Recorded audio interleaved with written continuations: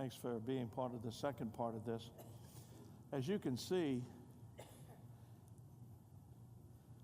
there's about 20, 22 messages that I'm kind of condensing down into little capsules. The breastplate,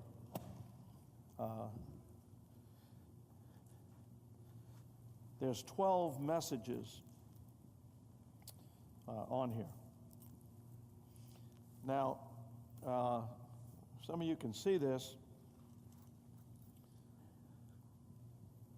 This goes on the shoulders, and this attached on the front of this, and I'm going to go ahead and attach it so I don't have to hold it. Now, I want you to picture this.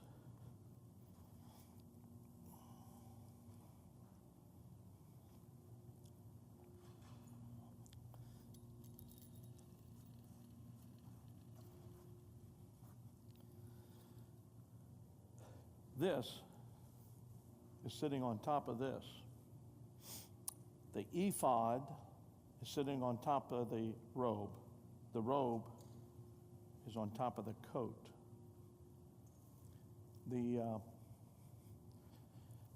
These onyx stones are on the shoulder like this, and there's another piece like this, exactly like this, and it's attached to the back.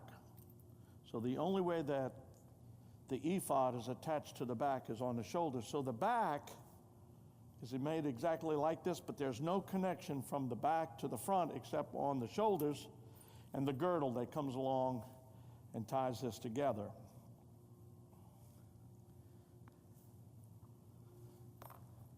On these stones here, this is why it's so important to understand the soul and the spirit. On here was the 6 names of the children of Israel and 6 names of the children of Israel. These were in the order by which they were born. By which they were born. And so what this refers to is how and what order did their mothers give them the name. So the mother, the woman, is a representation, a physical picture of the soul. Here is a representation of when Jacob lays hands on his 12 sons, including Ephraim and Manasseh, and sets them in as sons. He's about to die. He does an adoption. He lays hands on each son and adopts them and gives them a prophecy. Now watch this. So the prophet comes along and says, "Unto us a child is born. Unto us a son is given, and the government shall be upon his shoulder." That prophet who prophesied that was talking about this picture. These are when they're born. These are when they become sons. Unto us children are born, given their names by their mother, but unto us sons are given. That's when the father places the names on them. I'll give you an example of what this means. Isn't that beautiful stuff?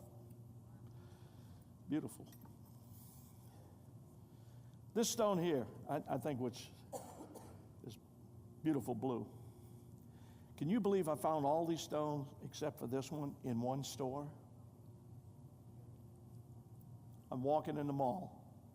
I just bought the golden pot in pennies, and I'm walking through the mall in Orlando, the Florida Mall, and I'm passing by what they call, the costume jewelry store, and there's 2 stones, 2 of these big stones sitting in the window. I'm preparing. Okay, I'm going to have to start working on this and working on this, and I got the stones completely out of my mind because I know that's going to take a lot of concentration. And I'm walking down through the mall, and my eye catches these 2 stones, and here they are right there, and I go,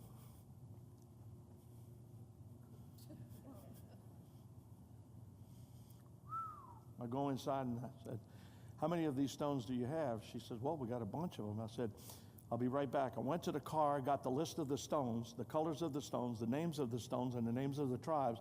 I come back to her and I said, I want 12 of these stones. How many can you get me? She pulls out 11 of them out of one store. My whole journey for 2.5 years has been like that. When I get to the Ark of the Covenant, you get to see acacia wood. I took 3 months to find acacia wood. Acacia wood is the wood that was used to make the Ark. I went to all kinds of exotic wood companies to find acacia wood. I found little pieces, couldn't find nothing. Now, I have done research on all of this. In fact, I have a research paper, a thesis on almost every aspect of this book, of this project. That's why I'm saying I'm going to be working on getting my doctorate degree on this. And I get up in the morning between 1, 2, 3, or 4 o'clock in the morning. That's when I do my studying. It's very quiet, and that's doing my research. And I'm doing research on acacia wood, and the computer finds a link while I'm doing my internet search on the history of acacia wood, where it comes from, what it's used for, et cetera, et cetera. And all of a sudden, a window pops up. Now, this is not like 3 months I've been looking for this wood. A window pops up, acacia wood on sale at Floor's Liquidator, on sale today.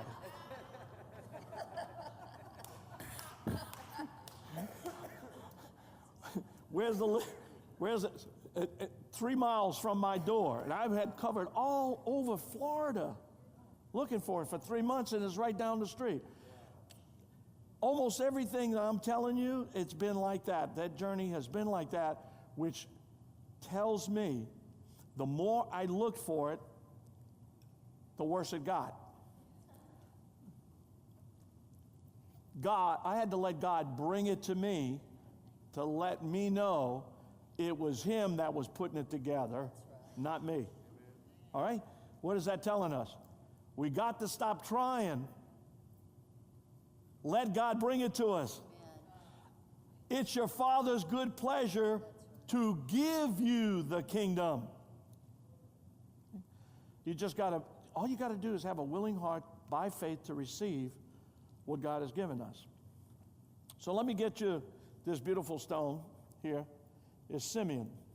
Now, the mother is Leah, and she has these sons, and now she's despised because Jacob really wants Rachel, and he wants to have children by Rachel because he wants an heir that comes by love. But God sees that Leah's hated, and so He opens her womb and closes Rachel's womb. And so one of the stones is, this firstborn is Reuben, which is right here. Now Reuben is not on the first row. Thank you. Reuben is not on the first row. He lost his position because he did something bad. But what more important than that is Judah takes the first place in the row because Judah offered himself up to make sure that Benjamin got home. Now remember, Benjamin is Joseph's real brother. He's not half-brother. It's his real brother. We're going to get into Joseph. Joseph, when he's being pulled out by Judah, he's looking into Judah's eyes and saying to Judah, like a little boy should, "Why are you doing this to me, Judah? Why are you doing this to me? Please don't do this to me." And Judah has a deaf ear to the cry of this little boy. And the little boy is crying, and they put him on a camel, and off he goes as a slave. The next time Joseph sees Judah, he says, "That's the one that sold me. I'm going to give him a little taste of what it feels like." And he knows that his brother is Simeon. See, because he had Reuben, Levi, Simeon, and Judah. Those are the four brothers that come from Leah. So he says, "Okay, I'm going to give you a little taste." And so Joseph is speaking through a Hebrew interpreter. Now, Joseph understands what they're saying, but he won't let them know because, he's got a Pharaoh's attire on. He's got, the headdress, the eye makeup, and, the beard and the Egyptian linen clothes and all that stuff. So they don't know who he is. So he's listening to what they're saying, but he's speaking through this Hebrew interpreter, and he says tell them in Egyptian language, he's speaking in Egyptian, he says, tell them I believe they're spies, and they come out to spy the land. They're not true men. I must have proof that they are true men. Is there another son? Because Benjamin was born before this happened to Joseph. Joseph wants to find out, did you do to Benjamin what you did to me? Is there another son? And they say, yes, there is another son. He's a little boy. He says, well, bring that boy to me. Then I will know that you are true men. Arrest that one. And he points to Simeon. That's Judah's brother. And Judah's looking at him like, what is going on? What are you doing? And the two Egyptian soldiers grab him with their spears and swords, and they put him on the side. It says, hold him until these men come back with proof that they're true men. I want to see the little boy. And so they go home. When they open up all their bags, they got all their money is still in the bag. So he said, what is going on? So they run out of food. And they said, now what are we going to do? Well, we got to go back and get some more food. And so they said, Dad, the man told us that unless we're able to prove that there is this little boy, because he straightway asked us about it, then we can't go down there until we produce this little boy. He says, this little boy is not going to leave my side. What side? The right side, because he's the son of my right hand. So when Rachel dies, she says, this is the son of my sorrow, because I finally produced a son, but I won't be here to raise him. And so he says, no, this boy will never leave my side. And so what happens is Reuben goes to the daddy and says, Daddy, we have to produce this boy for evidence before we can buy some more food. Would you take my two sons in exchange for Benjamin so I can prove and get this food and come home? He says, this boy's not going to leave my side. Joseph is gone, and you didn't bring back Simeon, and now you want me to turn over Benjamin to this man who's got Simeon? This is never going to happen. And so the food runs out, and Judas realized that unless we get food, our whole family is going to die. Now, I want you to remember something. Judah had 3 sons. Judah lost his first 2 boys. So he knows what it means to lose 2 sons. And so he doesn't want his father to experience this. He knows the pain, and he knows his father's too old to go through this traumatic experience. So Judah goes to his daddy, Jacob, and he says, Dad, unless we bring this boy, our whole family is going to die. Now, the famine is throughout the whole world, the known world. Egypt is the breadbasket. And he says, this boy is not going to leave my side. He says, Daddy, I guarantee you with my own life, I'll bring this boy home. If anything happens, I will put up my own life as a ransom for him. This boy, I promise, Dad, I swear to you, on my own soul, I'll bring this boy home. So his daddy recognizes the family's got to live. Judah's word is good. So he turns over Benjamin in the custody, in the hands of Judah. And you know the story. They go down there, and he sees his little brother, and he runs out of the room. And he sees his brother's big now, and he says, oh my God, he is still alive. And he goes in and washes his face and puts back on his makeup, and he comes back out. He says, we're going to have a feast. So he has a feast, and he sets Benjamin at his right hand. And he puts 5 portions. Oh, Joseph. He puts 5 portions of food in front of Benjamin's chair. And then he tells the Egyptians to set the table according to their birth. They come in the room, and the Egyptian says, you sit here, you sit here, and you sit here, and you sit here. And they're sitting there, and Benjamin is sitting at the right hand. And they're looking at this whole situation and says, what is going on here? We're all sitting according to our birth. And Joseph, the prince of Egypt, and Benjamin is sitting on this side. They're bewildered.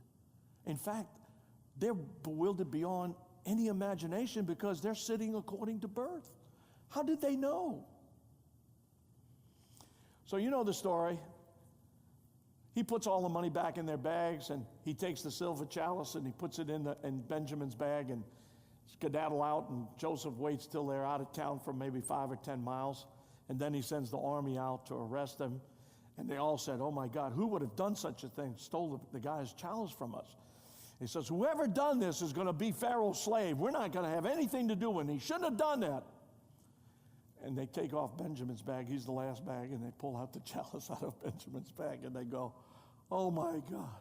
Oh, Jehovah. What? I mean, they're perplexed, to say the least. They go back, and they're standing in there, and Joseph comes out with his entourage of soldiers and everything.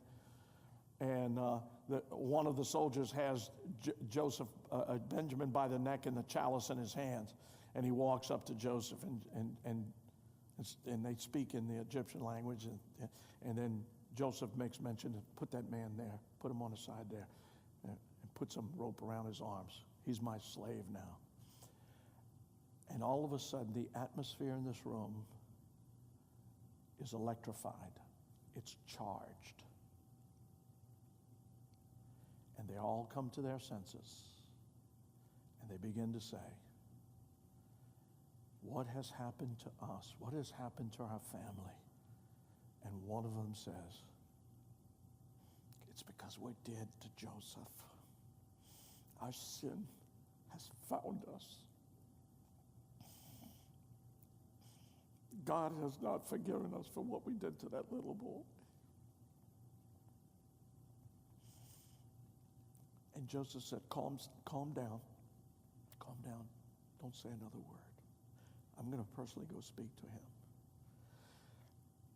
And Judah speaks through the interpreter and says, let me go talk to the prince.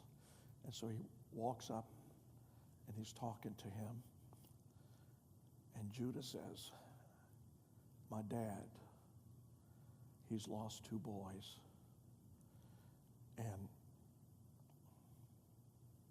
you have Simeon, and we have another son. He's gone. And this boy, if our daddy doesn't see this boy again, he will die from a heartbreak.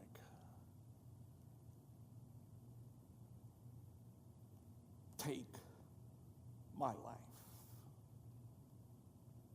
and let the boy go home. And Joseph is looking into Judah's eyes. And these are the eyes that he was looking into when Judah pulled him out of the pit to sell him. And what he sees in Judah's eyes is not the same man. Judah is a different man. And what he sees in Judah is his love for his father. The same love that Joseph has for his father. And they bond because they have this same love for the father. And at this point, Joseph cannot contain himself. And he takes off his crown and he wipes his face and he says, Judah,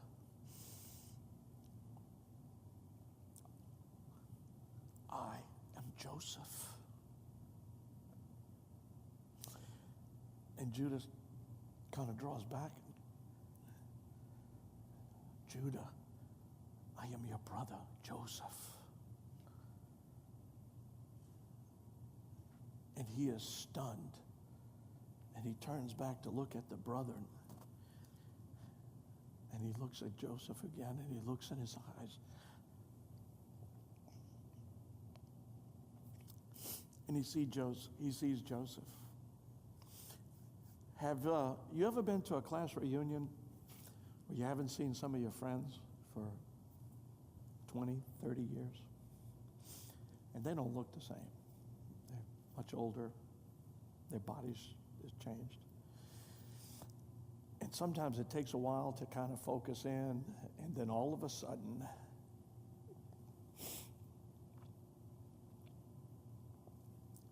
you see the person you knew, and the connection is there again. And it's like you never left him. Donald and I belong to a fraternity, and we bonded. And I hadn't been to a reunion. Donald always was trying to get in touch with me to go to a reunion, but I was in missionary training and living in community and learning to live off the land, so he had a hard time catching up with her. On the 50th reunion, is that the 50th reunion? 40th? 30th? Okay. 30 years I hadn't seen any of my fraternity brothers or kids that I went to school with. And I mean, our fraternity was really an amazing experience. And so when I went to this reunion, and we're sitting at tables together, several tables, and I would go from table to table, and I was trying to see, okay, who was who. That's the same experience that Judah is having in the face of Joseph. He's looking into his eyes, and when he sees and makes that connection, this is Joseph. It changes the whole room. The room, the atmosphere in this room changes. Remember, just moments ago, they were just saying, what? All of this has happened to us because what we did to Joseph. And Joseph is in the same room. He is alive. I don't think there could be any intense moment recorded in history other than the communion service, other than what happened in this room, because there was a communion going on. Blood was speaking to blood. Flesh was speaking to flesh. All of a sudden, the brothers realized how much they missed Joseph and what they had done. And all of a sudden, Joseph realized, no matter what they did to me, I love them. That's why when Jesus rose from the grave, he went to them that forsook him in the garden. And they left him all alone. And even Peter, who denied him, because your wounds are the deepest from your own house. Jesus could not refrain, no matter what they did. I loved them, and I would do it over again. I would give my life as a ransom. And so this moment explodes in this room that just is filled with the deepest experience of love and compassion and mercy explodes in this room. And he tells the Egyptians to leave the room, and he wipes his face and washes his face and takes his crown and his wig, the Egyptian wig off, and he shows them that I am Joseph. And they're all weeping and kissing each other. We're all going to have that experience one day when all the Christian people that we have walked with and been misunderstood by or had bonded with, there's going to be a marriage of the Lamb. And I don't think there'll be a dry eye at that table. Because we're going to see what each of us went through separately, all alone, and through whatever we went through, what is going to remain, heaven and earth is going to pass away, but our love for each other will have not been moved. Because we are the children of love. We were begotten because God loved us. Of his own free will, he chose to have you. That's why he can never leave you nor forsake you. Because he chose to have you. You're not born of the will of man nor the will of the flesh. You were born by the will of God. Okay? So I hope I've deposited the concept and the revelation in you how much you are loved of God.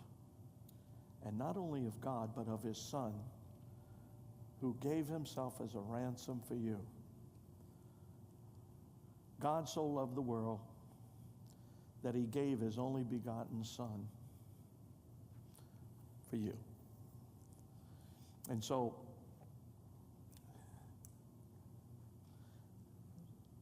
this stone, Simeon, is when Joseph had Simeon arrested.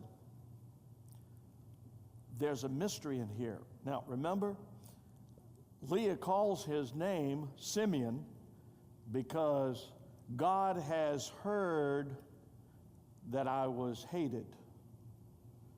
Therefore, I shall call his name Simeon because God heard me. So the woman gives him the name Simeon on the stone up here. That's this stone up here. And then God, through Jacob, blesses Simeon, and from the name becomes this beautiful sapphire stone. Now, I want you to listen to this. The stone is given by the woman, and on his shoulder shall be the government. I want to tell you something. Every scripture that is recorded that Jesus spoke traces back to the 12 names. Everything that Jesus spoke travels back to the 12 names. Because the government is on his shoulder, meaning what Jesus was governed by is when he heard a question, he went to the name that fits the answer, and he named that Simeon. I'll give an example. The woman says, God has heard me, my cry. When the stone is perfected, it changes into a sonship from a child to a son. Unto us a child is born, unto us a son is given. What that means is, instead of you crying out to God in the soul for God to hear you, sonship is, I only say those things that I hear my Father speak. Meaning, you're not asking God to hear all of your requests, you're asking God, what is your request? What do you want me to do, Lord? What is it that you want me to say? What is it that you want me to... So sonship is not you constantly asking God, Lord, would you do this? And Lord, would you do that? But waking up in the morning and said, Lord, here I am. Thy servant heareth. What is it? Speak, Lord, and thy servant shall hear. So it's reverse. Instead of the soul asking God to hear, sonship is when the son says, I'm here, Lord. I hear your voice. You got that? And that's the 12 teachings that go in there. That's just one of them. There's 11 other teachings in that. Now, real quick before I get to the ark here, this garment fits on top of that. Now, you notice that this pattern is different from this. This is a tighter knit pattern. than this. This is a bigger pattern. So when you put this on top of that, you can actually see the blue in between it, right? Now, what this means is these ribbons here represents the books of the Bible. They're a much bigger pattern. They're a bigger scope. This represents the scriptures. So when the garments were made, and Moses is told by God, when you take and put the breastplate on top of the ephod, never remove it. What that means is, never take scripture out of context of the books. Never take scripture out of context of the books.